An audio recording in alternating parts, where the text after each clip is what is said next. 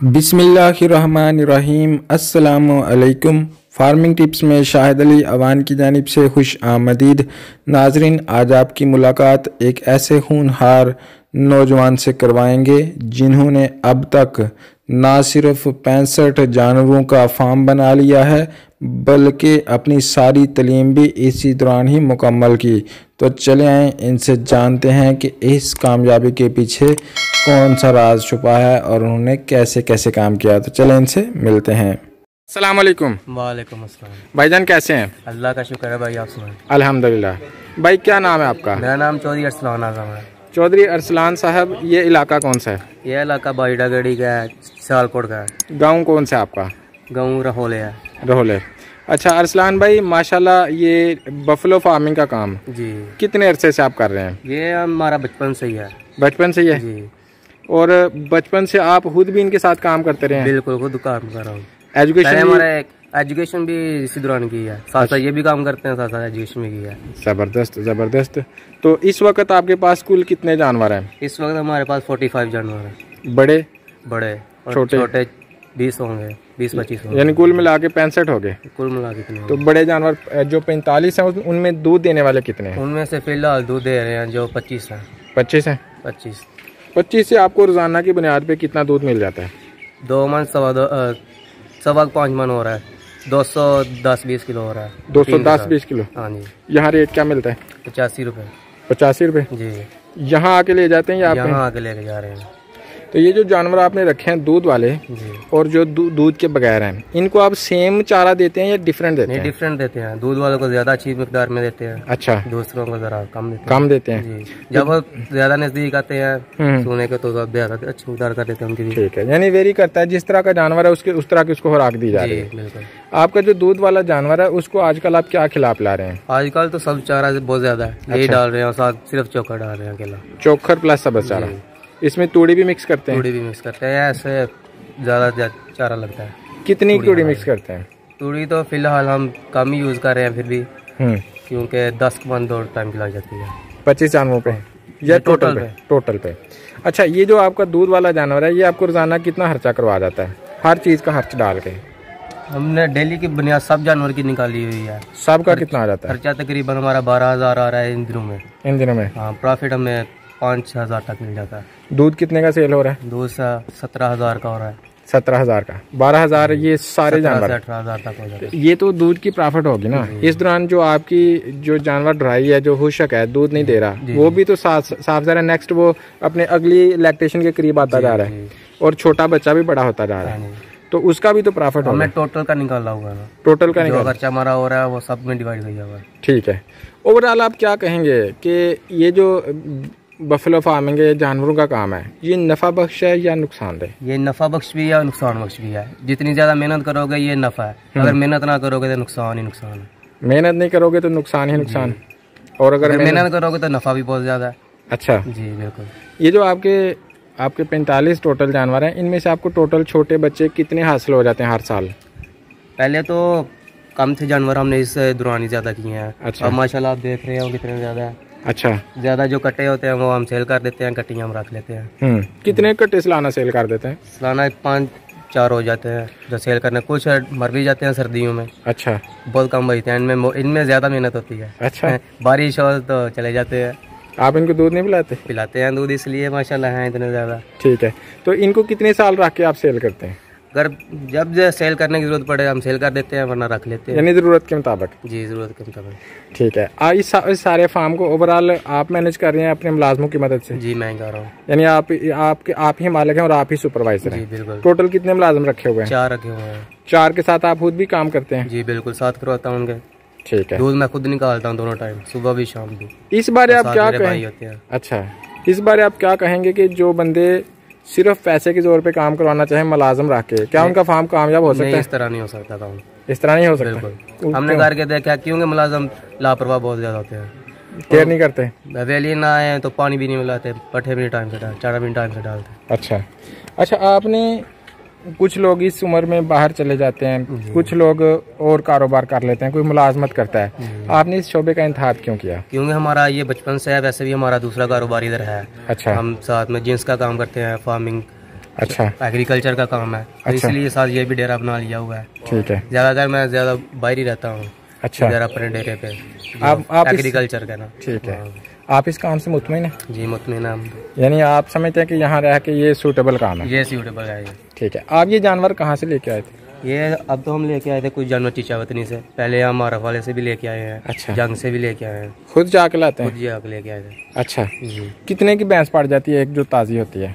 वहाँ से तो हमें पड़ी थी 2.25-2.5 से। जितनी अच्छी भैंस लो उतनी ज्यादा रकम देनी पड़ती है। 12 किलो दूध वाली भैंस कितने की मिल जाती है? 2 से 2.25 तक। 2 से 2.25 तक मिल जाती है। ये अब हम लेके आए हैं वो ज्यादा से ज्यादा 2.25 की मिली है हमें। अच्छा। वो 20 किलो भी दूध दे रही है। 20 किलो वाली कोई दिखाए हैं जरा मुझे। अच्छा भाई की ये भैंस जी 20 किलो दूध दे रही है। ये चीचावतनी से आप लाए हैं? ये चीचावतनी। कौन से ये सूबे में? ये भी 2 मंथ हुए हैं। नहीं 2 मंथ तो इसको सूबे हो गए ना। हाँ। लेकिन टोटल इसने कितनी बार सो? तीसरे या चौथे तो होगी। तीसरे या चौथे। इसके अलावा और कौन सी 20 किलो देती है? इसके अलावा ये भैंस भी भाई की 20 किलो दूध देती है। ये देख लेंगे। ये कितने की मिली थी आपको? ये 2.35 की मिली। उधर से जाके लाए थे? खर्चा इसके अलावा लाने का? ठीक है। तो वहाँ पे आप डेरों पे फिर के लाते हैं या व्यापारियों से लेते हैं? मंडी से ले गया है। मंडी से? कहते हैं मंडी में फ्रॉड बहुत होता है, आप उससे कैसे बचते हैं? होता है लेकिन बहुत अक्ल से काम करना पड़ता है। तो कौन सी चीज़ें देखनी पड़ती हैं कि बंदे को चीटिंग ना हो? उनको चुवाई भी ज़्यादा देखनी पड़ती है। बराबर चुवाई एक बंदा करे तो वो पता चल जाता है। कौन सी चीज़ें हों तो मतलब आप समझ सकते हैं कि ये ठीक चुवाई नहीं है? ठंड में अगर फुहार हो या दूध कम हो, इस तरह ही पता चलता है, या नाड़ वगैरह हो। यानी थान में अगर आपको फुहार महसूस हो रही है, नाड़ महसूस हो रही है या दूध कम आए, इसका मतलब ये कि ये भैंस ठीक नहीं है। जी। ठीक है। इसके अलावा डोकल भैंस की पहचान कैसे करते हैं? वो दूध कम देती है। कैसे? पिछली जोड़ी जो लेंगे तो अगले में आ जाएगा, अगली जो लेंगे पिछली में आ जाएगा। यानी एक बार दूध खत्म नहीं होता, थोड़ा आता है और फिर दोबारा। जी बिल्कुल। तो डोकल भैंस के बारे में आप क्या कहेंगे? अच्छी होती है? वो नहीं अच्छी होती, दूध कम भी देती है और टाइम भी ज्यादा जाया करती है दूध निकालने में। अच्छा जी। वो नहीं खरीदनी चाहिए? वो नहीं खरीदनी चाहिए। इसके अलावा और कौन सी पहचान है? किस बारे में? भैंस पहचानने के लिए कि मंडी से जाना और अच्छी भैंस लेनी है, क्योंकि भैंसें तो सारी शक्ल से एक जैसी लगती है। जिसामत अच्छी होनी चाहिए उनकी। जिसामत में कौन सी चीज देखते हैं आप? हड्डियां देखनी पड़ती हैं, लंबाई देखनी पड़ती है। मसलन इसका सर देखे, सर में बालों की ज्यादा, इसकी पूछल भी जिधर से जब हमने ली थी हमें ये इतनी ज्यादा पसंद नहीं थी। अच्छा। लेकिन अब सबसे ज्यादा दूध दे रही है। अच्छा भैया, इस दौरान कोई जानवरों को रखने के दौरान कोई मसला मसाइल भी कभी पेश आया? जी आ जाता है। किस किस्म का मसला?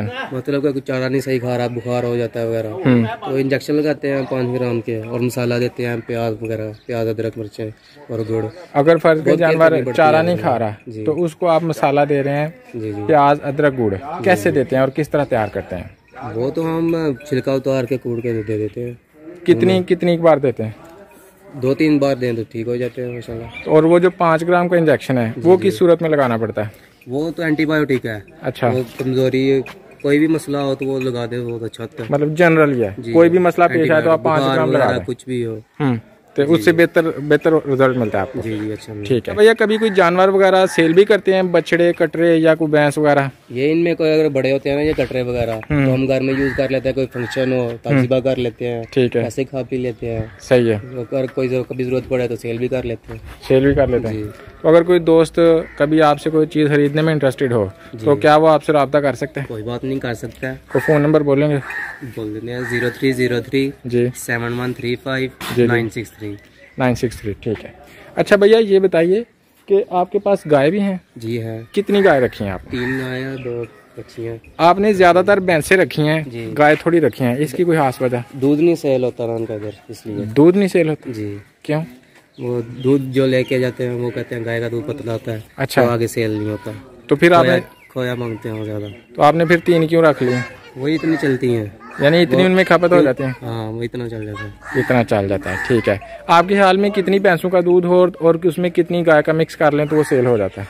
ये तो हमने कभी अंदाजा नहीं लगाया, क्योंकि हमारा काम है सिर्फ दूध देना। अच्छा। या तो हम पानी डाले या मिलावट करें तो फिर हम ऐसे रख देते हैं, वो कहते हैं बस अलहदा रख दिया करो। ठीक है। तो हम इनका अलहदा रख देते हैं, गाय भैंसों का अलहदा रख देते हैं। रेट सेम मिलता है?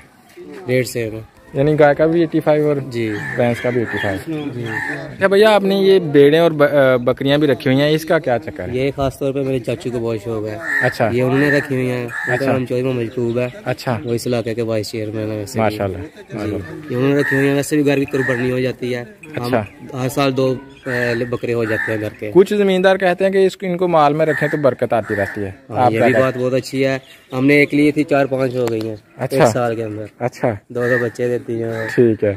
अच्छा तो इनका कोई खर्चा है? अच्छा, खर्चा भी कोई नहीं है, इधर ही रहती है सारा दिन रहती है। इस सारे माल के लिए आप कितना चारा काश्त करते हैं?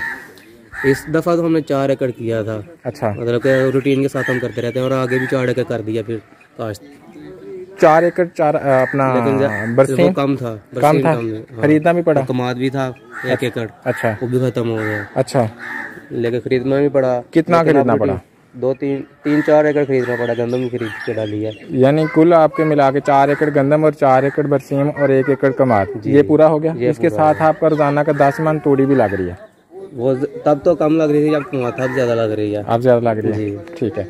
आपकी जो शेड है इसमें ये टोटल कितनी जगह पे बनाया हुआ है? ये तकरीबन 3 कनाल से ऊपर है। तो इस 3 कनाल में ज्यादा से ज्यादा कितने जानवर संभाल सकते हैं? जानवर तो अभी 50 और भी तो आ जाते हैं इसके अंदर जी।